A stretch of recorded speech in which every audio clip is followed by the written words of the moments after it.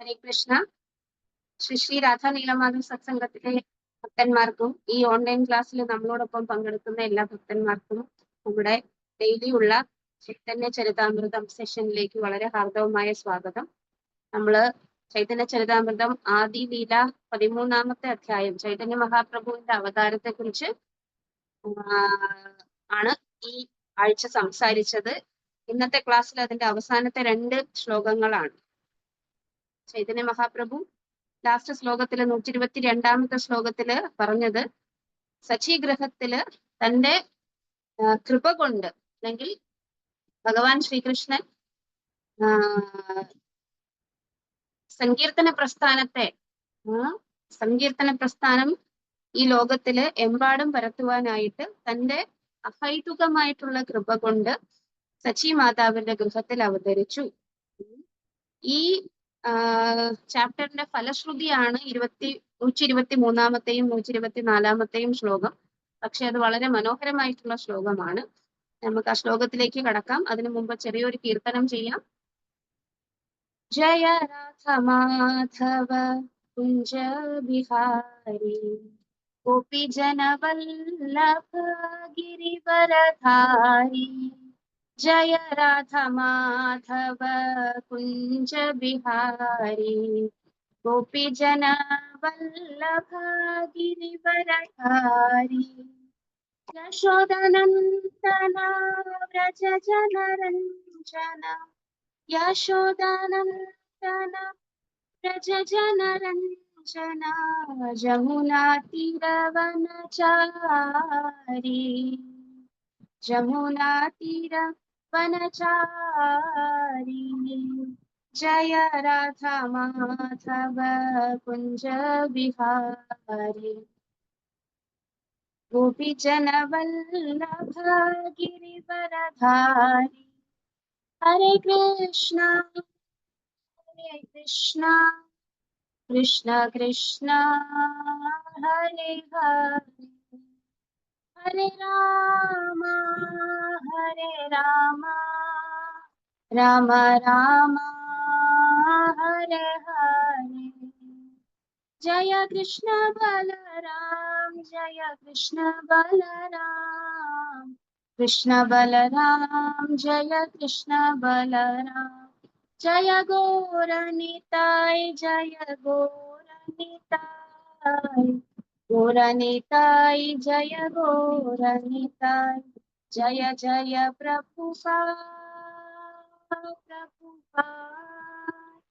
प्रभुपाद जय जय प्रभुपाद जय जय गुरुदेव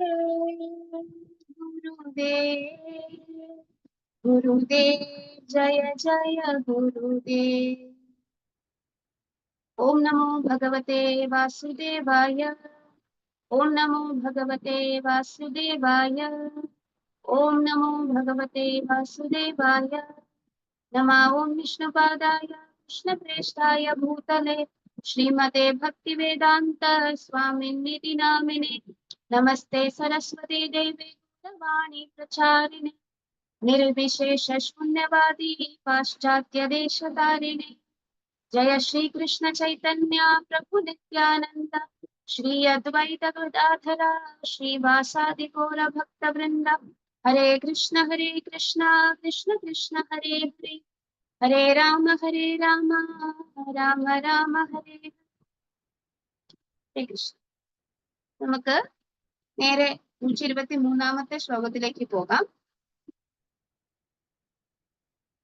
बाह्य मनुष्य जन्म ये न सुने गौर गुण हे न जन्म तारा व्यर्थ होइला पाया मृद धुनि पिए विषगर्त पानी जनमिया से के ने नहीं मैला पाया मनुष्य जन्म ये न सुने गौर गुण हे न जन्म तारा व्यर्थ होइला पाया मृत धुनि पिए विषगर्त पानी जनमिया सेखेने नही मैला. വളരെ മനോഹരമായിട്ടുള്ള ഒരു പദ്യശതലം ആണ് ഇവിടെ കൃഷ്ണദാസ കവിരാജ ഗോസ്വാമി എഴുതിയിരിക്കുന്നത്. എന്താണ്, എന്തിനാണ് നമ്മൾ ശ്രീ ചൈതന്യ ചരിതാമൃതം വായിക്കേണ്ടത്? അതിന്റെ ആവശ്യകതയാണ് ആര് പറയുന്നത്? കൃഷ്ണദാസ കവിരാജ ഗോസ്വാമി പറയുന്നത്. പായ്യ മനുഷ്യജന്മം ലഭിച്ച ആരും ഏന ശുനെ ഗൗരഗുണ, എന്നിട്ടും ഗൗരംഗ മഹാപ്രഭു അല്ലെങ്കിൽ ചൈതന്യ മഹാപ്രഭുവിന്റെ ഗുണങ്ങളെ കുറിച്ച് ന ശുനെ കേൾക്കാത്തവൻ ഹേന ജന്മതാര വ്യർത്ഥമില്ല, അയാളുടെ ജന്മം എന്ന് പറയുന്നത് വ്യർത്ഥമല്ല, അല്ലെങ്കിൽ വ്യർത്ഥമല്ലാതെ എന്തു പറയാനാണ്? പായ്യ അമൃതധുനി, എന്താണ്? അമൃതത്തിന്റെ വലിയൊരു സാഗരം വന്നിട്ട്, അല്ലെങ്കിൽ ഒരു റിവർ, അല്ല എന്താണ്, ഒരു നദി വന്നിട്ട് നിങ്ങളുടെ മുന്നിലുണ്ട്. പക്ഷെ എന്നിട്ടും പിയ വിഷഗർത്തപാനി, അവിടെ ഒരു ചെറിയ കുളത്തിന്റെ അകത്ത് വലിയ കൊടും വിഷത്തിന്റെ ഒരു ചെറിയ കുളമുണ്ടെന്ന് വിചാരിച്ചോളൂ. ഈ അമൃതത്തിന്റെ നദിയെ മറന്ന് ആ കുളത്തിന്റെ അകത്തെ വിഷം കഴിച്ചു കഴിഞ്ഞാൽ ജനമിയ സേഖേനെ നഹിമൈല, എന്താണ്, പിന്നെ അയാൾ മരിച്ചു പോകൂലേ എന്നാണ് ചോദിക്കുന്നത്. ഇത് തന്നെയാണ് നമ്മളുടെ ഓരോരുത്തരുടെയും അവസ്ഥ എന്നാണ് കൃഷ്ണദാസ കവിരാജ ഗോസ്വാമി പറയുന്നത്. Anyone who attains A body, human body, but does not take to the cult of Sri Chaitanya Mahaprabhu is baffled in his opportunity. Amrita Dhuni is a flowing river of the nectar of devotional service. If after getting a human body, one drinks the water in a poison pit of material happiness instead of the water of such a river, it would be better for him not to have lived, but to have died long ago. അങ്ങനെ വിഷം കഴിച്ച്, അതായത് ഭൗതിക ലോകത്തിന്റെ സുഖങ്ങളിൽ ആണ്ട് ജീവിച്ചുകൊണ്ട് ചൈതന്യ മഹാപ്രഭുവിന്റെ ഗുണഗണങ്ങൾ കേൾക്കാനുള്ള അവസരം നഷ്ടപ്പെടുത്തിയ ഒരാള് ജീവിച്ചിരിക്കുന്നതിലും ഭേദം മരിക്കുന്നതാണ്. ഇത് വന്നിട്ട് ശ്രീല പ്രഭുപാദ് ഇതിന്റെ പർപ്പട്ടില് വളരെ മനോഹരമായിട്ട് കുറെ റെഫറൻസുകൾ പറയുന്നുണ്ട്. ഒന്ന് ചൈതന്യ ചന്ദ്രാമൃതത്തിൽ നിന്നും, രണ്ട് സെയിം അതിനകത്ത് തന്നെ ചൈതന്യ ചന്ദ്രാമൃതത്തിൽ നിന്ന് തന്നെ 3-4 റെഫറൻസും ഭാഗവതത്തിൽ നിന്നുള്ള റെഫറൻസും പറയുന്നുണ്ട്. അതില് ഈ ഒരു ശ്ലോകം, ഭാഗവതത്തിലെ 20ാമത്തെ ശ്ലോകം എന്ന് പറയുന്നത് നമ്മൾ കേട്ടിട്ടുള്ളതാണ്, വളരെ മനോഹരമാണ്. വിക്രമന്യേ നശ്രൃണ്വതാ കർണപുടേന രസ്യ ജിഹ്വാ സതീദാർദുരികേവ സൂത നാചോപഗായതിരുഗായ ഗാഥ എന്ന് പറയുന്നു. അതിൻ്റെ അകത്ത് ന ശൃണ്വത കൃഷ്ണ പുടേ നരസ്യ, കൃഷ്ണനെ കുറിച്ച് അവന്റെ ചെവിയിൽ കൂടെ കേൾക്കാത്ത മനുഷ്യർ. ജിഹ്വ അസതി, എന്താണ്, അയാളുടെ ജിഹ്വ എന്ന് പറയുന്നത് അസതിയാണ്. പിന്നെ എന്താണ്, ദാർദുരികേവ സൂത എന്നെന്താണ് പറയുന്നത്? A person who does not lend his oral reception to hearing about the Supreme Personality of Godhead must be considered to have ear holes like holes in a field. അതായത് അത് പാമ്പിന് വേണ്ടിയിട്ട് ഉള്ള ദ്വാരങ്ങൾ പോലെയാണ് എന്നാണ്. ആ മനുഷ്യന് ഒരു നാക്കുണ്ടെങ്കിലും അതൊരു ദാർദുരികേവ, അതായത് തവളയുടെ നാവ് പോലെയാണ്. തവള എന്ത് ചെയ്യും? ശ്രീല പ്രഭുപാദ് എപ്പോഴും പറയാറുണ്ട് തവളയുടെ ഉദാഹരണം. തവള എന്ത് ചെയ്യും? ഭയങ്കര പാട്ട് പാടുന്നത് പോലെ അലച്ചുകൊണ്ടേയിരിക്കും. പക്ഷെ ആ പാടുന്നതിൽ കൂടെ അത് തന്റെ മരണത്തെയാണ് വിളിച്ചു വരുത്തുന്നത്. അത് കേട്ടിട്ട് ചക്ഷുശ്രവണൻ, അതായത് തൊക്കുകൊണ്ട് കേൾക്കുന്നവൻ എന്നാണ് പാമ്പിനെ പറയുന്നത്. അവൻ വന്നിട്ട് എന്ത് ചെയ്യും? ഈ തവളനെ അകത്താക്കുകയും ചെയ്യും. അപ്പൊ ഇതുപോലെയാണ് നമ്മൾ എന്താണ് ചെയ്യുന്നത്? നമുക്ക് വളരെ കഷ്ടപ്പെട്ടിട്ടാണ് ഒരു മനുഷ്യജന്മം കിട്ടിയത്. മനുഷ്യജന്മം എന്ന് പറയുന്നത് വളരെ സുലഭമായി കിട്ടുന്ന ജന്മമല്ല. എത്രയോ ജന്മങ്ങൾ നമ്മൾ വ്യർത്ഥമാക്കി കളഞ്ഞു. അതില് വളരെ പ്രധാനപ്പെട്ട ഒരു മനുഷ്യജന്മം കിട്ടി. അതും പ്രത്യേകതയുണ്ട്. എവിടെ കിട്ടി? ഭാരത ഭൂമിയിൽ കിട്ടി. അതും പ്രത്യേകതയുണ്ട്. ഏത് കാലഘട്ടത്തിൽ കിട്ടി? പ്രഭുപാദിനെ പോലെയുള്ള ആചാര്യന്റെ കാലഘട്ടത്തിൽ കിട്ടി. അതിനും പ്രത്യേകതയുണ്ട്. അദ്ദേഹത്തിന്റെ ഈ ഒരു പുസ്തകങ്ങൾ വായിക്കാനുള്ള ഒരു ഓപ്പർച്യൂണിറ്റി കിട്ടി. ഗുരുവിനെ കിട്ടി, വൈഷ്ണവരെ കിട്ടി, കൃഷ്ണ ബലരാമനെയും പിന്നെ ജഗന്നാഥ് ബലദേവ് സുഭദ്രയും പോലെയുള്ള വളരെ മനോഹരമായിട്ടുള്ള വിഗ്രഹങ്ങൾ കിട്ടി. ഇതെല്ലാം കിട്ടിയിട്ടും നമ്മൾ അതിനെ ഉപയോഗിക്കുന്നില്ല എന്നുണ്ടെങ്കിൽ, നമ്മൾ ഭൗതികമായിട്ടുള്ള കാര്യങ്ങളിൽ ശ്രദ്ധ പതിപ്പിക്കുകയാണെങ്കിൽ എന്താണ്, ഈ ജന്മവും നമ്മൾ വ്യർത്ഥമാക്കി കളയുകയാണ് എന്നാണ് പ്രഭുപാദ് നമ്മളോട് പറയുന്നത്. എന്താണ്, നിവൃത്തദർശൈർ ഉപഗീയമാനാത് ഹവൗഷധക്ഷോത്ര മനോഭിരാമാത് കാ ഉത്തമ ശ്ലോക ഗുണാനുവാദാത് പുമാൻ വിരജ്യേത വിനാ പശുഘ്നാത്. വീണ്ടും ശ്രീമദ് ഭാഗവതത്തിൽ നിന്നും പ്രഭുപാദ് പറയുന്നു, ആരെയാണ് ഈ ഒരു അവസരം പാഴാക്കി കളയാൻ വേണ്ടി ആഗ്രഹിക്കുന്നത്? അയാൾ മിക്കവാറും ഒരു ആനിമൽ കില്ലർ അല്ലെങ്കിൽ പശുഘ്ന ആയിരിക്കുന്ന ഒരാൾക്ക് മാത്രമേ, അയാൾക്ക് വേറെ ഒന്നിനെ കുറിച്ചും ചിന്തിക്കാനുള്ള ബോധമില്ല, അയാൾക്ക് അതിനുള്ള ഭാഗ്യവും ഇല്ല. അതുകൊണ്ട് എന്താണ്, അയാൾ മാത്രമേ ഈ ഒരു അവസരം പാഴാക്കി കളയുകയുള്ളൂ. പക്ഷെ ഒരു ആധ്യാത്മിക ഗുരു ഉണ്ടെങ്കിൽ ഈ പറയുന്ന പശുഘ്നായിട്ടുള്ള ആൾക്കും എന്ത് ചെയ്യാം, രക്ഷപ്പെടാം. അത് നമ്മൾ എവിടെ നിന്ന് പഠിക്കും? നമ്മള് വാത്മീകി രാമായണത്തില് രത്നാകരൻ, അതായത് വാത്മീകി എങ്ങനെയായിരുന്നു, വാത്മീകി നാരദ മഹർഷി, അല്ലെങ്കിൽ പല സ്ഥലത്ത് പറയുന്നുണ്ട് സപ്തർഷികളാണ്, ചില സ്ഥലത്ത് പറയുന്നുണ്ട് നാരദ മഹർഷിയാണെന്ന്.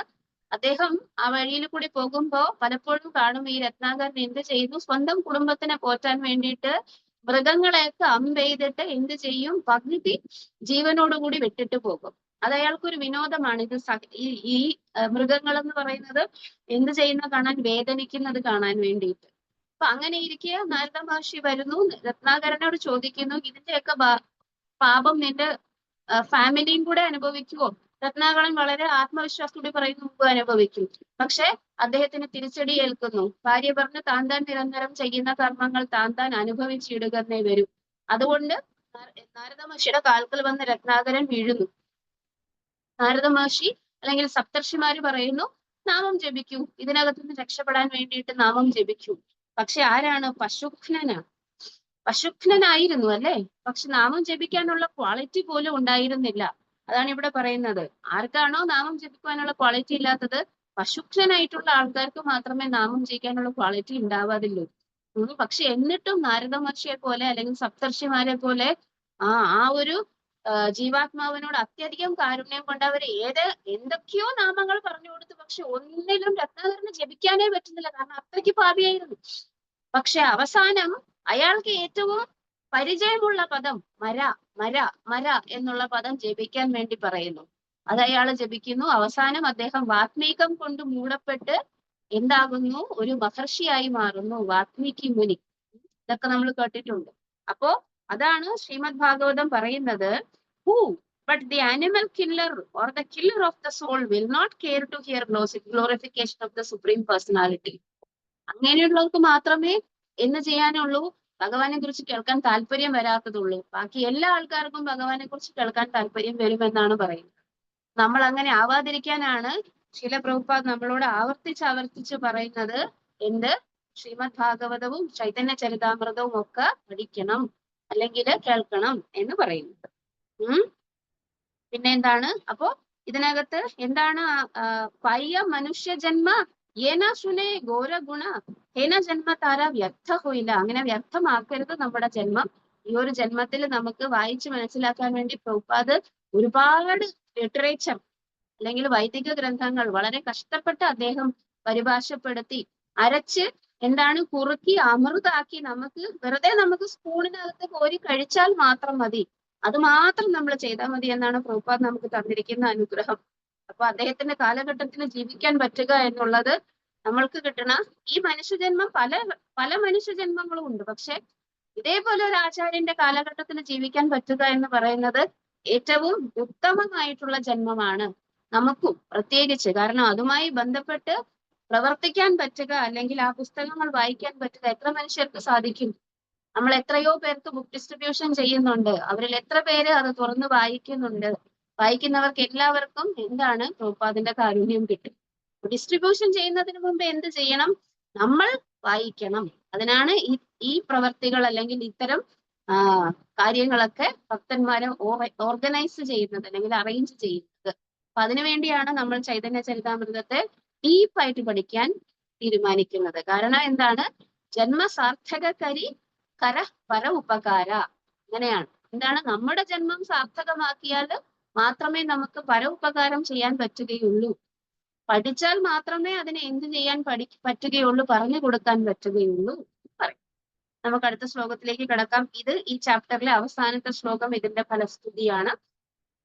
ഇതാണ് ഫലസ്തുതിയല്ല, ചൈതന്യ മഹാപ്രഭുവിന്റെ നിത്യാനന്ദ പ്രഭുവിന്റെയും പാദങ്ങളിൽ പ്രണമിച്ചുകൊണ്ട് ഈ അഡ്വെന്റ് അല്ലെങ്കിൽ ചൈതന്യ മഹാപ്രഭുവിന്റെ ആവിർഭാവം എന്ന ആ ഒരു ചാപ്റ്റർ അദ്ദേഹം എന്ത് ചെയ്യുകയാണ്, ചുരുക്കുകയാണ്. ശ്രീ ചൈതന്യ നിത്യാനന്ദ ആചാര്യ അദ്വൈത ചന്ദ്ര സ്വരൂപ രഘുനാഥ ദാസ इना सबारा श्री चरण शिरे वंदी निज धना जन्म लीला गईला कृष्णदासा श्री चैतन्य नित्यानंद आचार्य द्वैत चंद्र स्वरूप रूप रघुनाथ दासा इना सबारा श्री चरण शिरे वंदी निज धना ജന്മലീല ഗായില കൃഷ്ണദാസ എന്ന് പറയുന്നു. കൃഷ്ണദാസ കവിരാജ ഗോസ്വാമി ഇവിടെ എല്ലാരെയും പ്രണമിക്കുകയാണ്.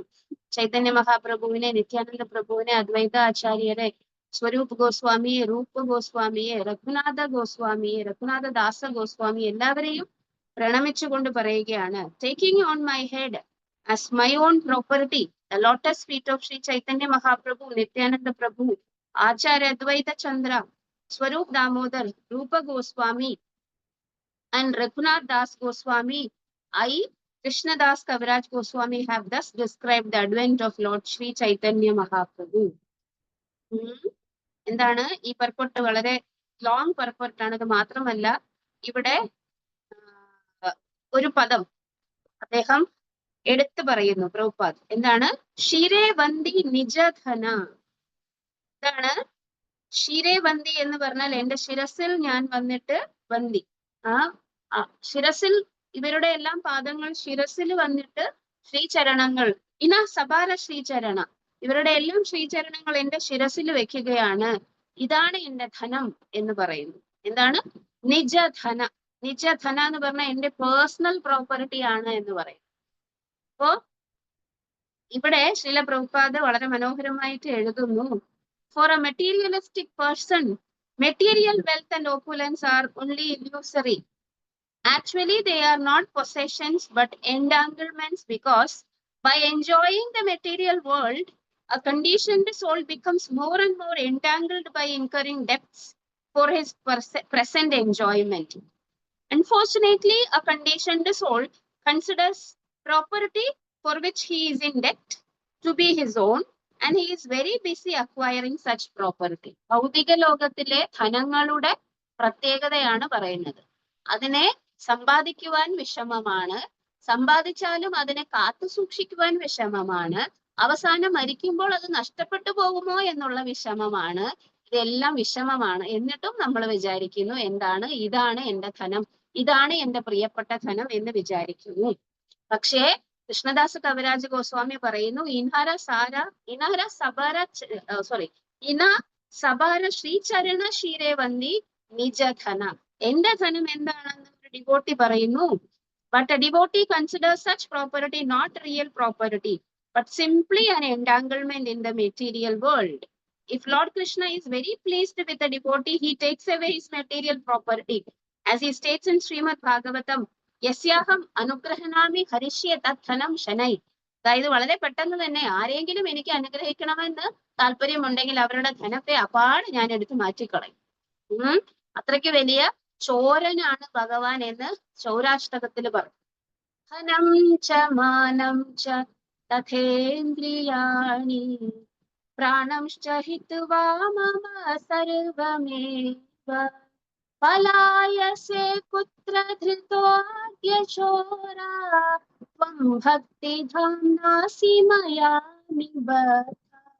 എന്താണ് ആ ചോരൻ എന്ത് ചെയ്യും? ഭഗവാൻ പറയുന്നു ശ്രീമദ് ഭാഗവതത്തിൽ, ആരെങ്കിലും അനുഗ്രഹിക്കണം എന്ന് എനിക്ക് താല്പര്യമുണ്ടെങ്കിൽ ആദ്യം അവരുടെ ധനമാണ് എടുത്തു കളയുന്നത്. കാരണം ഈ ധനത്തിന്റെ പേരിലാണ് എല്ലാവരും എന്ത് ചെയ്യുന്നത്? അഹങ്കരിച്ച് ഞാൻ വലിയ ധനികനാണ്, ഞാൻ സമ്പത്തുള്ളവനാണെന്നൊക്കെ പറഞ്ഞ് നടക്കുന്നത്. അത് പോയി കഴിഞ്ഞാൽ പിന്നെ അഹങ്കരിക്കാൻ പ്രത്യേകിച്ച് വേറെ ഒരു മാർഗവും ഇല്ലല്ലോ. വലിയ മഹാരാജാവിന് താൻ വളരെയധികം ദാനശീലനാണ്, അല്ലെങ്കിൽ താൻ വളരെയധികം ധനികനാണ് എന്നുള്ള ചെറിയൊരു അഹങ്കാരം ഉണ്ടായിരുന്നു. അത് ഭഗവാൻ അപ്പാടെ എടുത്തു മാറ്റി കൊടുത്തു. നേരെ തിരിച്ചുകൊണ്ട് സുദാമ ബ്രാഹ്മണന് താൻ വലിയ റിനൻസിയന്റ് ആണ്, അല്ലെങ്കിൽ താൻ വലിയ വലിയ പിന്നെ വൈരാഗിയാണെന്ന് ഒരു ചെറിയ അഹങ്കാരം ഉണ്ടായിരുന്നു. പക്ഷെ അത് അദ്ദേഹത്തിന് എല്ലാം നൽകിക്കൊണ്ടാണ് ഭഗവാൻ എന്ത് ചെയ്യുന്നത്, അദ്ദേഹത്തിന് റെസിപ്രൊക്കേറ്റ് ചെയ്യുന്നത്. കാരണം എന്താണ്, ഭഗവാന് എന്താണ് വേണ്ടത്, ഭക്തന്മാര് മര്യാദയ്ക്ക് എന്ത് ചെയ്യണം, പരിശുദ്ധ ഭക്തിയുത സേവനം ചെയ്യണം. ഇതിന് വിഘാതമാകുന്ന എന്തും, അതിപ്പോ പ്രോപ്പർട്ടി എടുക്കാനാണെങ്കിലും കൊടുക്കാനാണെങ്കിലും എന്താണ് ഭഗവാൻ ചിന്തിക്കുന്നത്, നിങ്ങളുടെ ക്ഷേമം എന്താണ്, യോഗക്ഷേമം വഹാമ്യഹം. അപ്പൊ ബലി മഹാരാജാവിന് എന്തായിരുന്നു പ്രശ്നം, എനിക്ക് എന്ത് വേണമെങ്കിലും ദാനം ചെയ്യാൻ പറ്റും എന്നുള്ള ആ ഒരു മെറ്റീരിയൽ ഓപ്പുലൻസിനെ കുറിച്ചായിരുന്നു അദ്ദേഹത്തിന്റെ പ്രശ്നം. അതുകൊണ്ട് ബലി മഹാരാജാവിന്റെ അടുത്തുനിന്ന് അത് എടുത്തു മാറ്റുകയും ചെയ്തു.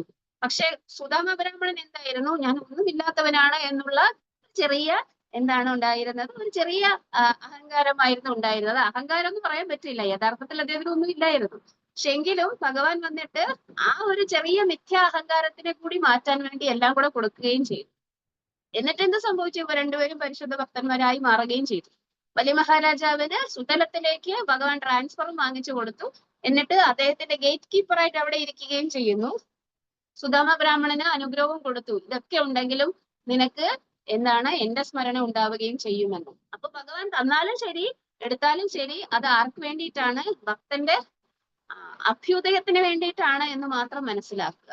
നമ്മളുടെ കയ്യിൽ നിന്ന് നഷ്ടപ്പെടാൻ വിധിയുണ്ടെങ്കിൽ നമുക്ക് നഷ്ടപ്പെടും, കിട്ടാനാണ് വിധിയെങ്കിൽ നമുക്ക് കിട്ടും. ഇതെല്ലാം നമ്മുടെ കർമ്മത്തിനനുസരിച്ചാണ്. പക്ഷെ അതുകൊണ്ട് ഒരു ഭക്തൻ എന്ത് ചെയ്തുകൂടാ, തന്റെ ആധ്യാത്മിക സേവനത്തിൽ അണുവിട വ്യതിചലിച്ചുകൂടാ. ഉണ്ടെങ്കിലും ഇല്ലെങ്കിലും ഒരേപോലെ തന്നെ സേവനം ചെയ്യുക, കഴിയുന്നിടത്തോളം സേവനങ്ങൾ ചെയ്യുക എന്നാണ് ഭഗവാൻ ഉദ്ദേശിക്കുന്നത്. അപ്പൊ യഥാർത്ഥത്തിൽ നമ്മുടെ ധനം എന്താണെന്ന് കൃഷ്ണദാസ കവിരാജ് ഗോസ്വാമി പറയുന്നു. ധനമോര നിത്യാനന്ദ പതിമോര ഗോരചന്ദ്ര പ്രാണമോര ജുഗല കിശോർ. എന്താണ് ധനമോര നിത്യാനന്ദ, നിത്യാനന്ദ പ്രഭുവാണ് എന്റെ ധനം. പിന്നെ എന്താണ് പതിമോര ഗോരചന്ദ്ര, എന്റെ സ്വാമി എന്ന് പറയുന്നത് ഗോരചന്ദ്രനാണ്. പ്രാണൻ ആരാണ്, ജുഗള കിഷോര, ആരാണ്, രാധാകൃഷ്ണ. ഇവിടെ പറയുന്നു നരോത്തം ദാസ് ഠാക്കൂർ പറയുന്നു, ധനമോര നിത്യാനന്ദ രാധാകൃഷ്ണ ചീചാരണ സെയിം മോര പ്രാണധന. ഭക്തന് ഒരേ ഒരു ധനം മാത്രമേ ഉള്ളൂ, അത് ഭഗവാനാണ് എന്ന് പറയും. അതുകൊണ്ടാണ് ഭഗവാനെ അകിഞ്ചന വിത്ത എന്ന് പറയുന്നത്. എന്താണ്, ഒരു തരത്തിലുള്ള ഭൗതികമായിട്ടുള്ള സമ്പത്തുകളും ഇല്ലാത്തവർ മാത്രമേ ഭഗവാൻ നോക്കി വെക്കുകയുള്ളൂ. എന്താണ്, അവർക്ക് സ്വയം കൊടുത്തു കഴിഞ്ഞാൽ, സ്വയം നൽകി കഴിഞ്ഞാൽ അവരെ പിന്നെ അകിഞ്ചനൻ എന്ന് വിളിക്കുന്നത് എന്തുകൊണ്ടാണ്, അവർക്ക് എല്ലാം കിട്ടിയവനാണ്. ഭൗതികമായിട്ടല്ലേ ഒന്നും ഇല്ലാത്തതുള്ളൂ. ഭഗവാനെ കിട്ടിക്കഴിഞ്ഞാൽ പിന്നെ എന്താണ് പ്രശ്നം, എല്ലാം കിട്ടിയതുപോലെയാണ്. അപ്പോ my real riches are Nityananda Prabhu and the lotus feet of Shri Radhakrishna. അപ്പോ ഈ ഒരു കാര്യം, അതായത് ചൈതന്യ മഹാപ്രഭുവിന്റെയും അദ്വൈതാചാര്യ മറ്റു ഭക്തന്മാരുടെ എല്ലാം ചരണം എന്റെ തലയിൽ ഇരിക്കുന്നതാണ് കൃഷ്ണദാസ കവിരാജ് ഗോസ്വാമി തന്റെ യഥാർത്ഥ സമ്പത്തായി കണക്കാക്കുന്നത്. അതുകൊണ്ട് അദ്ദേഹം വളരെ ധനികനാണ് എന്ന് പറയും. എന്നിട്ട് ഈ ഒരു ചാപ്റ്റർ ഇവിടെ പര്യവസാനിക്കുകയാണ്. എന്താണ് നമ്മൾ കണ്ടത്, എപ്രകാരമാണോ ശ്രീകൃഷ്ണ ഭഗവാൻ ദേവകി വസുദേവർക്ക് മകനായി ജനിച്ചത്, അവതരിച്ചത്, ജന്മ കർമ്മ ചമേ ദിവ്യം ഏവം യോ വേത്തി തത്വതഃ യക്വാ ദേഹം പുനർജന്മ നൈതി മാമേതി സോ അർജുന എന്ന് പറയും അല്ലെ. അപ്പോ അത് എങ്ങനെയാണ്, സെൽഫ് സെയിം ബോഡിയില് ചൈതന്യ മഹാപ്രഭു തന്റെ മാതാവിന്റെയും പിതാവിന്റെയും ഗൃഹത്തിൽ അവതരിച്ചത്, സച്ചി മാതാവിന്റെയും ജഗന്നാഥ് മിശ്രയുടെയും ഗൃഹത്തിൽ അവതരിച്ചത് എന്നാണ് ഈ ചാപ്റ്ററിൽ നമ്മൾ കണ്ടത്. ഇനി നമുക്ക് കാണാനുള്ളത് 14ാമത്തെ ചാപ്റ്റർ ആണ്. വളരെ മനോഹരമായ ചാപ്റ്റർ. ഏതാണ്, ലോർഡ് ചൈതന്യാസ് ചൈൽഡ്ഹുഡ് പാസ്റ്റൈംസ്, അദ്ദേഹത്തിന്റെ ബാല്യകാല ലീലകൾ. യഥാർത്ഥത്തില് ചൈതന്യ മഹാപ്രഭുവിന്റെ ബാല്യകാല ലീലകളെ കുറിച്ച് വളരെ ചെറിയൊരു വിവരണം മാത്രമേ എവിടെ തരുന്നുള്ളൂ, കൃഷ്ണദാസ കവിരാജ് ഗോസ്വാമി ചൈതന്യ ചരിതാമൃതത്തിൽ തരുന്നുള്ളൂ. ഇതിനെക്കാട്ടിലും ഡീറ്റെയിൽഡ് ആയിട്ടുള്ള ഡിസ്ക്രിപ്ഷൻ ചൈതന്യ ഭാഗവതത്തില് വൃന്ദാവൻ ദാസ് ഠാക്കൂർ തരുന്നുണ്ട്. ഇവിടെ ചൈതന്യ ചരിതാമൃതത്തില് ആദ്യം തുടങ്ങും മുമ്പേ കൃഷ്ണദാസ കവിരാജ ഗോസ്വാമി പറഞ്ഞിരുന്നു, അവിടെ വിശദീകരിക്കാത്ത കാര്യങ്ങളാണ് ഇവിടെ ഞാൻ വിശദീകരിക്കുന്നത്. അവിടെ അദ്ദേഹത്തിന്റെ ബാല്യ യൗവനകാലത്തെ ലീലകൾ വളരെ ഡീറ്റെയിൽഡ് ആയിട്ട് വൃന്ദാവൻ ദാസ് ഠാക്കൂർ വിവരിക്കുന്നുണ്ട്. പക്ഷെ ഇവിടെ ചൈതന്യ ചരിതാമൃതത്തില് ആദ്യമേ കൃഷ്ണദാസ കവിരാജ ഗോസ്വാമി പറഞ്ഞു, ഞാന് അതിനെ സപ്പോർട്ട് ചെയ്യാനുള്ള ലീലകൾ മാത്രമേ വിവരിക്കുന്നുള്ളൂ. അതിന്റെ ബാക്കി, അതായത് അദ്ദേഹത്തിന്റെ സന്യാസം എടുക്കുന്ന സമയത്തും അതിനുശേഷം അദ്ദേഹത്തിന്റെ യാത്രയും അദ്ദേഹം ജഗന്നാഥ് പുരിയിലും മറ്റു സ്ഥലങ്ങളിലുമായി തന്റെ ശിഷ്ടകാലം ചെലവഴിച്ച ആ ഒരു 24 വർഷത്തെ കാര്യങ്ങളാണ് ഇവിടെ ശേഷലീല അല്ലെങ്കിൽ അന്ത്യലീല, മധ്യലീലയും അന്ത്യലീലയുമാണ് ചൈതന്യ ചരിതാമൃതത്തിൽ മുഴുവനായിട്ടും എന്ത് ചെയ്യുന്നത്, വിവരിക്കുന്നത്. അതുകൊണ്ട് തന്നെ നമ്മൾ ബാല്യലീല വായിക്കുമ്പോൾ നമുക്ക് ചൈതന്യ ഭാഗവതത്തിനെയും കൂടെ എന്ത് ചെയ്യണം, കേട്ടുപോകണം. അപ്പോഴാണ് നമുക്ക് പൂർണ്ണമായിട്ടും ചൈതന്യ മഹാപ്രഭുവിന്റെ ബാല്യകാല ലീലകളെ കുറിച്ച് കേൾക്കാൻ പറ്റുകയും. ഇവിടെ ഈ ഒരു ശ്ലോകം തുടങ്ങുന്നത്, ഒന്നാമത്തെ ശ്ലോകം തുടങ്ങുന്നത് എന്താണ്, വളരെ മനോഹരമായ ഒരു പ്രാർത്ഥനയോട് കൂടിയാണ്. കഥാഞ്ജന സ്മൃതേ യസ്മിൻ ദുഷ്കരം സുകരം ഭവേത് വിസ്മൃതേ വിപരീതം സ്യാത് ശ്രീചൈതന്യം നമാമിതം. കഥാഞ്ജന സ്മൃതേ യസ്മിൻ ദുഷ്കരം സുകരം ഭവേത് വിസ്മൃതേ വിപരീതം സ്യാത് ശ്രീചൈതന്യം നമാമിതം. എന്താണ് ആ പ്രാർത്ഥന? കഥാഞ്ജന സ്മൃതേ യസ്മിൻ, ആരെയാണോ എങ്ങനെയെങ്കിലോ അല്ലെങ്കിൽ എത്ര ചെറുതായിട്ടോ ഒന്ന് ഓർത്തു കഴിഞ്ഞാൽ, ദുഷ്കരം സുകരം ഭവേത്, എത്ര ദുഷ്കരമായിട്ടുള്ള കാര്യവും സുകരമായിട്ട് മാറും, എളുപ്പമുള്ളതായിട്ട് മാറും. നേരെ അത് എന്താണ് പറഞ്ഞത്, ഇത്തിരി ഓർത്താൽ മതി ഏത് കാര്യവും എളുപ്പമായിട്ട് മാറും. പക്ഷെ ഇതിന് അടുത്ത വശവും കൂടിയുണ്ട്. എന്താണ്? വിസ്മൃതേ വിപരീതം സ്യാത്. അങ്ങനെ അല്ല എങ്കിൽ നേരെ തിരിച്ചാണ്. എന്താണ്? അദ്ദേഹത്തെ വിസ്മരിച്ചാൽ എന്ത് എളുപ്പമുള്ള കാര്യമാണെങ്കിലും ബുദ്ധിമുട്ടുള്ളതായി തന്നെ നമുക്ക് തോന്നും. അങ്ങനെയുള്ള ആളാണ് ആര്? ശ്രീ ചൈതന്യ. ശ്രീ ചൈതന്യം നമാമിതം, അദ്ദേഹത്തെ ഞാൻ വന്ദിക്കുന്നു. മംഗളാചരണയാണ് അടുത്ത ചാപ്റ്ററിന്റെ. Things that are very difficult to do become easy to execute if one somehow or other simply remembers Lord Chaitanya Mahaprabhu. But if one does not remember him, even easy things becomes very difficult. To this Lord Chaitanya Mahaprabhu, I offer my respectful obeisances. ഇതിന്റെ അവസാനം ചൈതന്യ മഹാപ്രഭുവിനെ അദ്ദേഹം നിരന്തരം എന്തുകൊണ്ടാണ് പ്രാർത്ഥിക്കുന്നത് എന്ന് പറയുന്നു. Because one cannot write such transcendental literature by mental speculation. Chaitanya മഹാപ്രഭുവിന്റെ ബാല്യകാല ലീലകൾ, കൃഷ്ണദാസ കവിരാജ ഗോസ്വാമിയുടെ എന്താണ് കഴിവ് എന്ന് പറയുന്നത് എന്താണ്? ബാല്യകാല ലീലകളെ വിവരിക്കാൻ പോവുകയാണ് അദ്ദേഹം, അല്ലെ? അപ്പൊ അദ്ദേഹം എങ്ങനെയാണ് ഈ ബാല്യകാല ലീലകൾ വിവരിക്കാൻ പോകുന്നത്? അത് ചൈതന്യ മഹാപ്രഭുവിന്റെ അനുഗ്രഹം ഉണ്ടെങ്കിലേ നടക്കുകയുള്ളൂ. One who writes about Supreme Personality of Godhead must be especially favored by the Lord. അങ്ങനെയുള്ളവർക്ക് എഴുതാൻ പറ്റുകയുള്ളൂ. Simply by academic qualifications it is not possible to write such literature. Academic qualification കൊണ്ട് നമുക്ക് എന്തെഴുതാൻ പറ്റില്ല? ഭഗവാന്റെ ചരിതം എഴുതാൻ പറ്റുകയില്ല. വേറെ പലരുടെയും ചരിതമോ വേറെ പിന്നെ കഥകളോ നോവലുകളോ കവിതകളോ ഒക്കെ എഴുതാൻ പാണ്ഡിത്യം മതിയാകും. പക്ഷെ ഈ ഒരു കാര്യം, അതായത് സ്ക്രിപ്ചേഴ്സ് അല്ലെങ്കിൽ വൈദിക വിജ്ഞാനം എന്ന് പറയുന്നത് അങ്ങനെ അക്കാഡമിക് നോളജ് ഉള്ള ആൾക്കാർ എഴുതിയതല്ല. അവരെല്ലാവരും ആരായിരുന്നു? മഹർഷിമാരായിരുന്നു. ഗുരുവിന്റെ അനുഗ്രഹം കൊണ്ട് ആണ് നമ്മുടെ നാരദമുനിയുടെ അനുഗ്രഹം കൊണ്ടാണ് വ്യാസദേവൻ ഭാഗവതം രചിച്ചത്. കാരണം ഭാഗവതം എന്ന് പറയുന്നത് ഭഗവാന്റെ ലീലകളുടെ വർണ്ണനയാണ്. അക്കാഡമിക് ആയിട്ടുള്ള നോളജ്, അതായത് വൈദിക വിജ്ഞാനം എന്ന് പറയുന്നത് വ്യാസദേവൻ ഇല്ലാഞ്ഞിട്ടാണോ? അല്ല. അതിനു മുന്നേ, അതായത് ഭാഗവതം എഴുതുന്നതിന് മുന്നേ എത്ര വാസ്റ്റ് ആയിട്ടുള്ള കാര്യങ്ങളാണ് അദ്ദേഹം എഴുതി വെച്ചത്. 18 പുരാണങ്ങളും ഉപനിഷത്തുകളും അതും ഇതും എല്ലാം എഴുതി വെച്ചു. പക്ഷെ അവസാനം അദ്ദേഹത്തിന് തൃപ്തിയായില്ല. കാരണം എന്താണ്? എന്തോ ഒരു കുറവ്.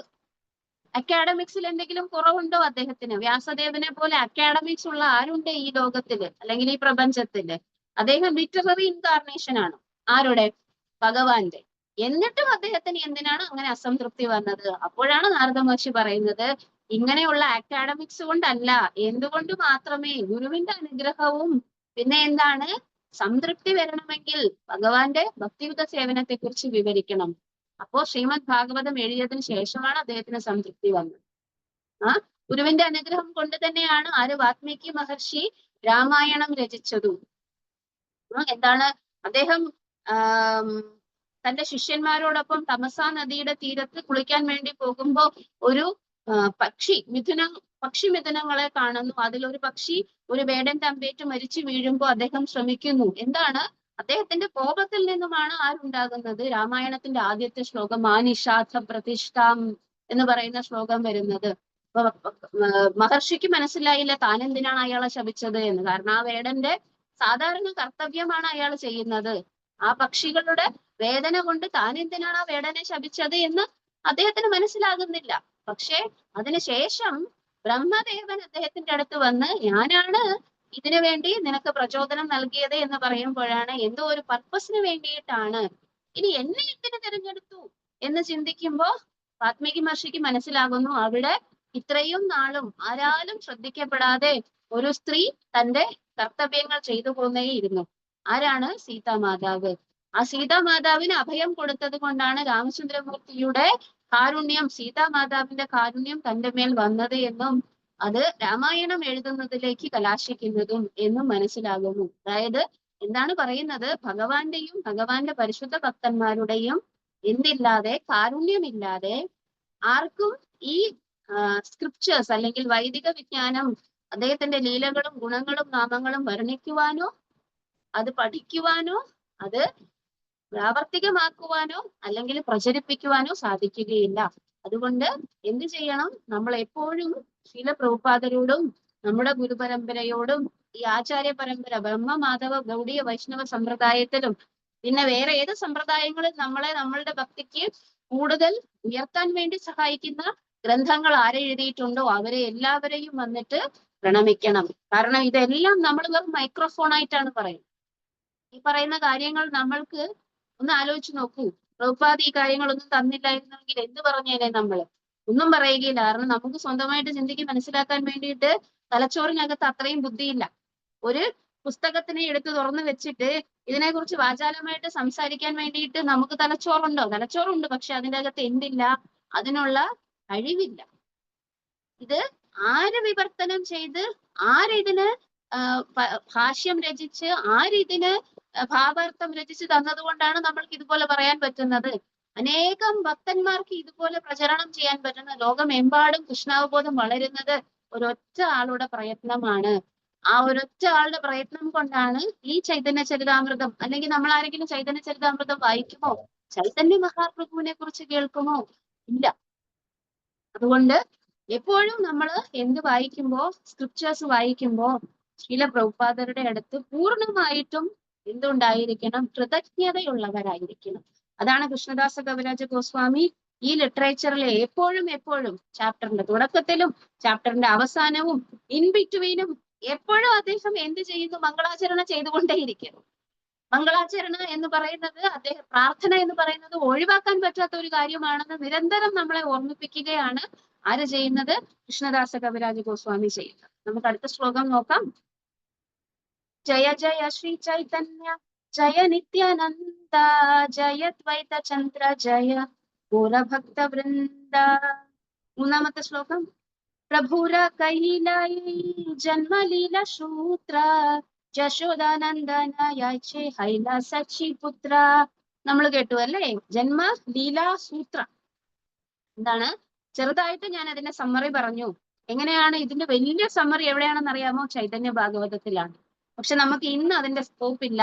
അത്തരം ആ വലിയൊരു കാര്യം വിവരിക്കണം, ചൈതന്യ ഭാഗവതത്തിൽ നിന്ന് വിവരിക്കണം എന്നുണ്ടെങ്കിൽ നമുക്ക് സമയം വേണം. പക്ഷെ നമുക്ക് അത് തൽക്കാലം നമുക്ക് സമയമില്ല. യശോദാനന്ദന യൈഛേ ഹൈല സച്ചി പുത്ര. എങ്ങനെയാണ് യശോദനന്ദനൻ വന്നത്? യശോദ മാതാവിന് നന്ദനായിട്ട് വന്നത് അങ്ങനെ സച്ചിപുത്രൻ അവതരിച്ചു എന്നാണ് പറയുന്നത്. ഇത് നരോത്തം ദാസ് ഠാക്കൂറും പറഞ്ഞിട്ടുണ്ട്. സച്ചി നന്ദനൻ എന്ന് പറയുന്നത് സാധാരണ വ്യക്തിയല്ല. ആരാണ്? ബ്രജേന്ദ്ര നന്ദൻ സെയ് സച്ചി സുത്ത ഹൊയ്ല സെയ് ബലരാമ ഹൊയ്ലോ നിതായി. അദ്ദേഹത്തിന്റെ ഒരു കീർത്തനത്തിൽ പറയുന്നുണ്ട്. ഇതാണ് ബ്രജേന്ദ്ര നന്ദനൻ. ആരാണോ സച്ചി സുത്ത ഹൊയ്ലോ സെയ്, അദ്ദേഹം തന്നെയാണ് സച്ചി സുത്തനായിട്ട് വന്നത്. ബലരാമ ഹൊയ്ലോ നിതായി. ആരാണ് നിതായി? ബലരാമായി. Son of Sachi is none other than the son of Mother Yashoda Ananda Maharaj, and Nityananda Prabhu is the same Balarama. അപ്പോ ശ്രീ ചൈതന്യ മഹാപ്രഭുവിന്റെ ബാല്യലീലകളുടെ പ്രത്യേകത എന്താണ്? കൃഷ്ണ ഭഗവാന്റെ ബാല്യലീലകൾ നമ്മൾ എങ്ങനെയാണോ കേൾക്കുന്നത്, ആസ്വദിക്കുന്നത്, അതിനെ ധ്യാനിക്കുന്നത്, അതേപോലെ തന്നെ ഇമ്പോർട്ടന്റ് ആണ് ആരുടെ, ചൈതന്യ മഹാപ്രഭുവിന്റെ ബാല്യലീലകളും അതിന്റെ വർണ്ണനകളും. സംക്ഷേപേ കഹില ജന്മ Leela അനുക്രമ ഏബെ കഹി ബാല്യലീല സൂത്രേര ഗണന. I have already briefly spoken about the pastimes of his birth in chronological order. Now I shall give a synopsis of his childhood pastimes. ഇവിടെ എന്താണ് പറയുന്നത്? സൂത്രേര ഗണന എന്നാണ് പറയുന്നത്. ഭയങ്കര ഡീറ്റെയിൽഡ് ആയിട്ട് ആര് പറയുന്നില്ല, കൃഷ്ണദാസ കവിരാജ ഗോസ്വാമി പറയുന്നില്ല. അത് ആരാണ് പറയുന്നത്? വൃന്ദാവൻ ദാസ് ഠാക്കൂർ ആണ് പറയുന്നത്.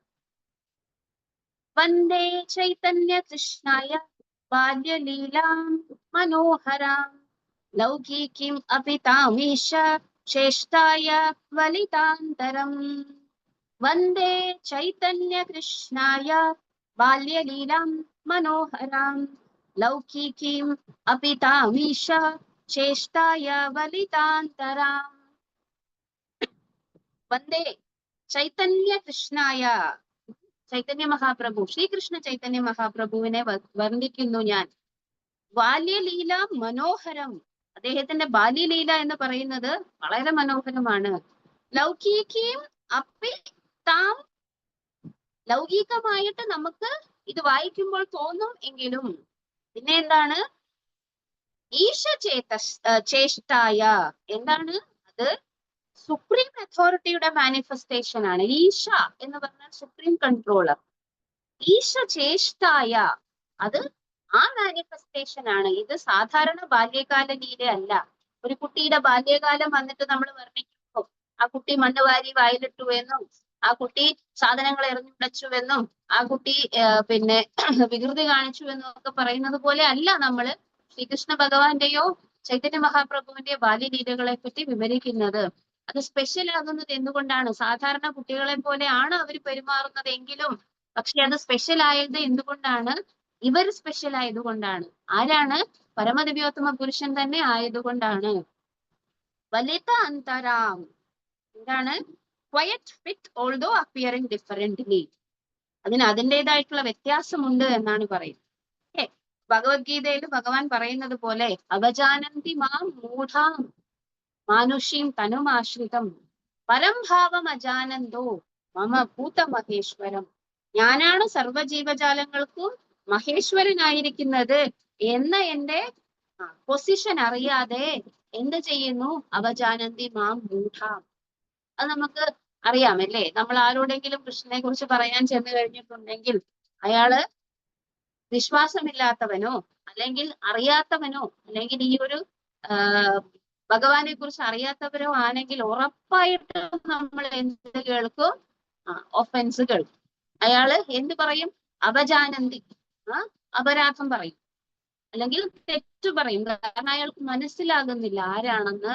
മമ ഭൂത മഹേശ്വരം, ഞാൻ വന്നിട്ട്, ഭഗവാൻ വന്നിട്ട് എന്താണ് സർവ്വജീവജാലങ്ങളുടെയും എന്താവാണ് എന്ന് മനസ്സിലാകുന്നില്ല. അയാൾ കമ്പയർ ചെയ്യും ഭൗതികമായിട്ടുള്ള കാര്യങ്ങളും എന്താണ് ഭഗവാൻ ചെയ്ത കാര്യങ്ങളെയും കമ്പയർ ചെയ്യും. എങ്ങനെ കമ്പയർ ചെയ്യും? കമ്പയർ ചെയ്യാൻ പറ്റത്തില്ല. കാരണം എന്താണ്? പരമദിവ്യോത്തമ പുരുഷൻ ചെയ്ത ലീലകളും സാധാരണ മനുഷ്യൻ ചെയ്യുന്ന കർത്തവ്യങ്ങളും തമ്മിൽ രണ്ടും രണ്ടാണ്. ഭഗവാൻ ഗോപിമാരുടെ വസ്ത്രം അപഹരിച്ചതും 16,008 ഭാര്യമാരെ വിവാഹം ചെയ്തതും രാസനൃത്തമാടിയതും എല്ലാം വന്നിട്ട് മനുഷ്യ സഹജമായ കണ്ണുകളിൽ കൂടെ കാണുകയാണെങ്കിൽ എന്താണ് സംഭവിക്കുക? നമ്മൾക്ക് അത് മനസ്സിലാക്കാൻ സാധിക്കുകയില്ല. കാരണം എന്താണ്? അവിടെ ഭഗവാന്റെ ഈശ്വരത്വം അല്ലെങ്കിൽ ഈശ്വരൻ എന്ന ഒരു പൊസിഷനെ നമ്മൾ മാനിക്കുന്നില്ല എങ്കിൽ അതില് എന്തില്ല? ആ സ്പെഷ്യാലിറ്റി നമുക്ക് മനസ്സിലാക്കാതെ. ഇതാണ് ചൈതന്യ എന്താണ് രാസപഞ്ചാധ്യായത്തിന്റെ ആദ്യം പരീക്ഷിത് മഹാരാജാവിനോട് സുഖദേവ ഗോസ്വാമി ഒരു ശ്ലോകം പറയുന്നു. എന്ത് ശ്ലോകം? ഭഗവാൻ രാത്രി ശാരദോത്ഫുല്ല മല്ലിക വീക്ഷ്യരന്തും മനശ്ചക്രേ യോഗമായാ സമാഹിത, യോഗമായാ സമാഹിത. ഇതാണ് പറയുന്നത്. എന്താണ്? ആദ്യത്തെ ശ്ലോകം രാസപഞ്ചാധ്യായം എന്ന് പറഞ്ഞാൽ ഏറ്റവും ഗൂഢമായിട്ടുള്ള 5 അധ്യായങ്ങൾ.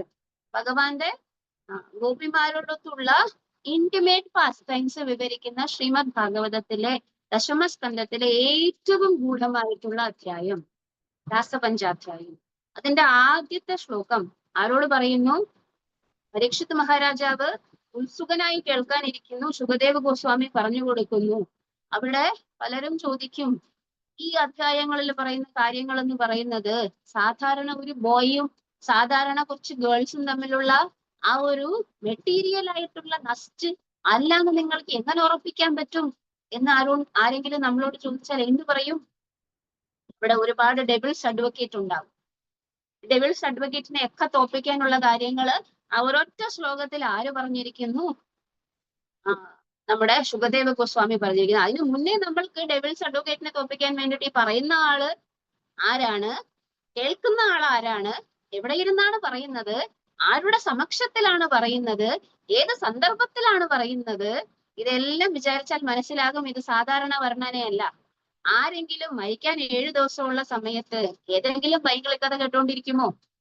എന്ത് ചോദ്യമാണ് പരീക്ഷിത് മഹാരാജാവ് ശുകദേവ ഗോസ്വാമിയോട് ചോദിച്ചത്? മരിക്കുന്ന സമയത്ത് ഒരു മനുഷ്യന് ഏറ്റവും ഉന്നതമായിട്ടുള്ള സ്ഥിതി പ്രാപിക്കാൻ വേണ്ടിയിട്ട് എന്താണ് ചെയ്യേണ്ടത്? അതിന് ഉത്തരമായിട്ടാണ് ഭാഗവത കഥാശ്രവണം എന്ന് പറയുന്ന ആ ഒരു കാര്യം അവിടെ ചെയ്തുകൊണ്ടിരിക്കുന്നത്. അതും ശുകദേവ ഗോസ്വാമി ആരാണ്? ബാദരായണി.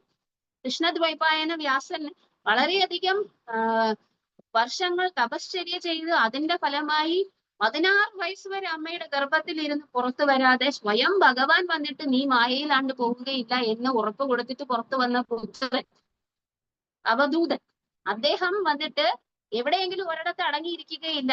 എന്താണ്? പശുവിനെ കറക്കുന്ന ആ ഒരു സമയം മാത്രമേ ഒരു ഗൃഹസ്ഥന്റെ വീട്ടിൽ നിൽക്കുകയുള്ളൂ. എന്താണ് കാരണം? അദ്ദേഹത്തിന് ഒരു അറ്റാച്ച്മെന്റും ഇല്ല ആരോടും, നിർബന്ധമൊന്നുമില്ല. ആത്മാരാമനാണ്. ഇത് പറഞ്ഞു കൊടുത്താലും ഇല്ലെങ്കിലും അദ്ദേഹത്തിന് എന്താണ്? ആത്മാരാമൻ തന്നെയാണ്. അങ്ങനെയുള്ള ഒരാൾ 7 ദിവസം ഒരിടത്ത് അടങ്ങിയിരുന്ന്, അതും പരീക്ഷിത്ത് പോലുള്ള ഒരു രാജാവ്, രാജാവിനോട് കഥ പറയണം എന്നുണ്ടെങ്കിൽ അത് എന്ത് കഥയായിരിക്കണം? അത് മരണസമയത്ത്, മരിക്കുന്ന സമയത്ത് ഞാൻ നേരത്തെ പറഞ്ഞതുപോലെ ആരെങ്കിലും ബൈബിൾ കഥ കേട്ടുകൊണ്ടിരിക്കുമോ? ഇല്ല. മരണസമയത്ത് ഒരു ആത്മാവിന്, അതും ശുകദേവ ഗോസ്വാമിയെ പോലെയുള്ള ആത്മജ്ഞാനം നേടിയ വ്യക്തി ഇങ്ങനെ ഒരു കഥ പറയുമോ? ഇല്ല. പരീക്ഷിത് മഹാരാജാവ് പിന്നെ എവിടെയാണ് ഇരുന്നത്? ഗംഗാതീരത്ത്. പ്രായോപവിഷ്ടം ഗംഗായ. എന്താണ് ചെയ്തത്? ഉപവസിച്ചുകൊണ്ട്. ആരെങ്കിലും ഉപവസിച്ചുകൊണ്ട് ഇതുപോലെ ഒരു നോവൽ കേൾക്കുമോ? വെറുതെ ഒരു കാര്യവുമില്ലാതെ? ഇല്ല. ഈ ഉപവസിച്ചുകൊണ്ട് എന്ത് ചെയ്തുകൊണ്ടിരിക്കുന്നു? ഈ കഥ കേട്ടുകൊണ്ടിരിക്കുന്നു. അതും വ്യാസദേവനും സ്വന്തം എന്താണ് ശുകദേവ ഗോസ്വാമിയുടെ ഇന്റിമേറ്റ് ആയിട്ടുള്ള എല്ലാ ബന്ധുക്കളും, വ്യാസദേവനും നാരദ മഹർഷിയും, അങ്ങനെ വേണ്ട എല്ലാ ഋഷിമാരും അവിടെ ഉണ്ടായിരുന്നു. ഇനി ആരെങ്കിലും ഒരാൾ തന്നെ ഇതുപോലെ ഈ കഥ കേൾക്കാൻ താല്പര്യമുള്ള, അല്ലെങ്കിൽ സാധാരണ കഥയാണെങ്കിൽ കേൾക്കാൻ താല്പര്യമുള്ളവർ, ഇത്രയും മുനിമാർ എവിടെ ഇരുന്ന് ഈ കഥ കേൾക്കേണ്ട ആവശ്യമുണ്ടോ? ഇല്ല. പിന്നെ എവിടെയാണ് ഇരിക്കുന്നത്? ഗംഗായാം. ഗംഗ ആരാണ്? പതിത പാവനി. എല്ലാ തരത്തിലുള്ള പാവങ്ങളെയും എന്ത് ചെയ്യാൻ വേണ്ടിയിട്ട്? നശിപ്പിക്കാൻ വേണ്ടിയിട്ട് കഴിവുള്ളവൾ. ആ ഗംഗയുടെ തീരത്ത് പോയിരുന്ന് ഇത് പറയേണ്ട ആവശ്യമുണ്ടോ? സാധാരണമാണെങ്കിൽ ഇല്ല. ഇതാണ് അസാധാരണം എന്ന് പറയുന്നത്. അസാധാരണം എന്ന് പറയുന്ന അതിലും ആ ശ്ലോകത്തിന്റെ തുടക്കത്തിൽ പറയുന്നു ഭഗവാൻ. സാധാരണ കൃഷ്ണൻ എന്ന് പറയുന്നത് ഒരു സാധാരണ ഒരു പുരുഷനാണെങ്കിൽ എന്തിനാണ് അവിടെ ഭഗവാൻ എന്ന് പറയുന്നത്? പരാശരമുനി പറയുന്ന 6 ഐശ്വര്യങ്ങളും കൂടെ ചേർന്നിട്ടുള്ള പരമദിവ്യോത്തമ പുരുഷനാണ് ഭഗവാൻ എന്ന് പറയുന്നത്. ആ ഭഗവാൻ അപ്പിതാ രാത്രേ ശാരദ ഉത്ഫുല്ല മല്ലിക. ഈ പറയാൻ പോകുന്ന കാര്യം സാധാരണമാണെങ്കിൽ അപ്പിതാ രാത്രേ ശാരദ ഉത്ഫുല്ല മല്ലിക. ശരത്കാലത്ത് എവിടെയാണ് മല്ലിക വളരുന്നത്? ശരത്കാലത്ത് പൂക്കേ ചെയ്യാത്ത പൂവാണ് മല്ലിക എന്ന് പറയുന്നത്. അവിടെ പറയുന്നു അവിടെ സീസൺ ഇല്ല, അവിടെ എന്തില്ല, അവിടെ ഋതുക്കളില്ല, അവിടെ ഒന്നുമില്ല. കാരണം എന്താണ്? എല്ലാ ഋതുക്കളും ഭഗവാന് എന്ത് ചെയ്യാൻ വേണ്ടിയിട്ട്? അദ്ദേഹത്തിന്റെ ആസ്വാദനത്തിന് വേണ്ടിയിട്ട് എല്ലാ ഋതുക്കളും ഒരുമിച്ച് വന്നു. ശാരദ ഉത്ഫുല്ല മല്ലിക. 1-2 പൂ അവിടെ ഉണ്ടായി എന്നല്ല പറയുന്നത്, ഉത്ഫുല്ല മല്ലിക എന്നാണ് പറയുന്നത്. എന്താണ്? വളരെയധികം എന്താണ് അനിയന്ത്രണാതീതമായിട്ട് വന്നിട്ട് എന്ത് ചെയ്തിരിക്കുന്നു? ശരത്കാലത്തിൽ വന്നിട്ട് മല്ലിക പൂവുകൾ ഉണ്ടായിരിക്കുന്നു. പിന്നെ എന്താണ്? വീക്ഷ്യ. അത് കണ്ടിട്ട് വീക്ഷ്യ രന്തും മനശ്ചക്രേ. വീക്ഷ്യ രന്തും മനശ്ചക്രേ എന്ന് പറഞ്ഞാൽ എന്താണ്? അത് കണ്ടിട്ട് ഭഗവാനാണ് ആഗ്രഹിച്ചത്. എന്താണ്? ഗന്തും, ഈ ഒരു കാലത്തെ വന്നിട്ട് തനിക്ക് ആസ്വദിക്കണം എന്ന് ഭഗവാൻ തീരുമാനിച്ചു. എന്നിട്ട് അദ്ദേഹം എന്ത് ചെയ്തു? യോഗമായാം ഉപാശ്രിത. സാധാരണക്കാരെ അല്ല വിളിച്ചു വരുത്തിയത്, മറ്റുള്ളവരുടെ ഭാര്യമാരെ അല്ല വിളിച്ചു വരുത്തിയത്, യോഗമായാം ഉപാശ്രിത. അവരെല്ലാം ആരാണ്? സ്വയം പ്രാതിനി ശക്തിയായ ആ ശ്രീമതി രാധാറാണിയുടെ എക്സ്പാൻഷൻസ് ആയിട്ടുള്ള ഗോപിമാരെയാണ് വിളിച്ചു വരുത്തിയത്. അപ്പൊ ആരാണത്? എന്ത് കഥയാണ് നമ്മൾ കേൾക്കുന്നത് എന്ന് പരീക്ഷിത് മഹാരാജാവിന് പറയുന്നു. അതേപോലെ തന്നെ ഇവിടെ നമ്മൾ എന്തിനാ ഇതൊക്കെ പറഞ്ഞത്?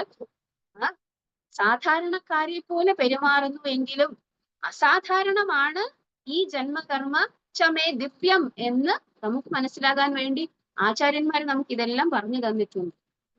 അപ്പോ ഈ ഒരു ഭാഗത്ത് ഡിസ്കസ് ചെയ്യാൻ പോകുന്ന ചൈതന്യ മഹാപ്രഭുവിന്റെ ബാല്യകാല ലീലകൾ ഇനി നിങ്ങൾ നാളെ അടുത്ത ക്ലാസ് മുതൽ തിങ്കളാഴ്ച മുതൽ കേൾക്കും. എന്തൊക്കെയാണ് Chaitanya Mahaprabhu special fast times എല്ലാം നിങ്ങൾ കേൾക്കും.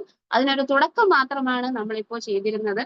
അതായത് ചൈതന്യ മഹാപ്രഭുവിന്റെ ചൈൽഡ്ഹുഡ് പാസ്റ്റ് ടൈംസും ശ്രീകൃഷ്ണ ഭഗവാന്റെ ചൈൽഡ്ഹുഡ് പാസ്റ്റ് ടൈംസും സാധാരണ കുട്ടികളുടെ പ്രവൃത്തികളും തമ്മിൽ എന്താണ് വ്യത്യാസമെന്ന് മനസ്സിലാക്കിക്കൊണ്ട് വേണം നമ്മൾ എന്ത് ചെയ്യാൻ? ഈ ഒരു കാര്യങ്ങൾ കേൾക്കാൻ. അല്ലെങ്കിൽ കേൾക്കുന്നത് നമ്മുടെ ആധ്യാത്മിക ഉന്നമനത്തിന് എന്തിനു വേണ്ടിയിട്ടാണ് എന്ന് നമ്മൾ മറന്നുപോകും. ഹരേ കൃഷ്ണ. ഇന്ന് നമ്മൾ 5ാമത്തെ ശ്ലോകം വരെയാണ് ഡിസ്കസ് ചെയ്തത്. തിങ്കളാഴ്ച മുതൽ 6ാമത്തെ ശ്ലോകം മുതൽ നിങ്ങൾക്ക് ഡിവോട്ടീസ് പറഞ്ഞിട്ട്. ഹരേ കൃഷ്ണ. താങ്ക് യു മാജി. ഹരേ കൃഷ്ണ. Thank you. ഹരേ കൃഷ്ണ മാജി. ഹരേ കൃഷ്ണ. താങ്ക് യു മാതാജി. പ്രണാമം മാതാജി. ആ ഒരു ശ്ലോകത്തിന് ഏതാ ശ്ലോക നമ്പർ ഒന്ന് പറയൂ മാതാജി? സുഖദേവ. ഞാൻ രാസപഞ്ചായത്ത് 10:35 ആണെന്ന് തോന്നുന്നു മാതാജി. എനിക്ക് ഒന്നും കൂടെ നോക്കണം. അത് ഭഗവാൻ അപിതാരാത്രേ ശ്രീ അല്ല ശ്രീ ബാദരായണി രൂപാച്ച എന്ന് പറഞ്ഞു തുടങ്ങുന്ന ശ്ലോകമാണ്. 10:35 ആണെന്ന് തോന്നുന്നു. അത് ചെന്ന് ചെക്ക് ചെയ്തോളൂ. മാതാജി. ഹരേ കൃഷ്ണ. താങ്ക് യു മാതാജി. Thank U.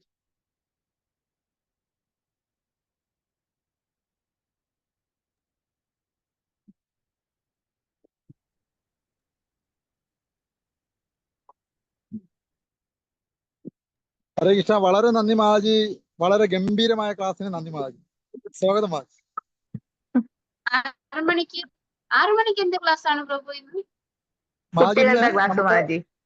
പിള്ളേരുടെ യു പി സെക്ഷനിലുള്ള പിള്ളേരുടെ ക്ലാസ് ഇന്ന് സ്റ്റാർട്ട് ചെയ്യുകയാണ്. ശരി, നടക്കട്ടെ. ഹരേ കൃഷ്ണ. Thank you. മാതാജിയുടെ അനുഗ്രഹം എല്ലാം വേണം, ബ്ലെസ്സിങ്സും വേണം.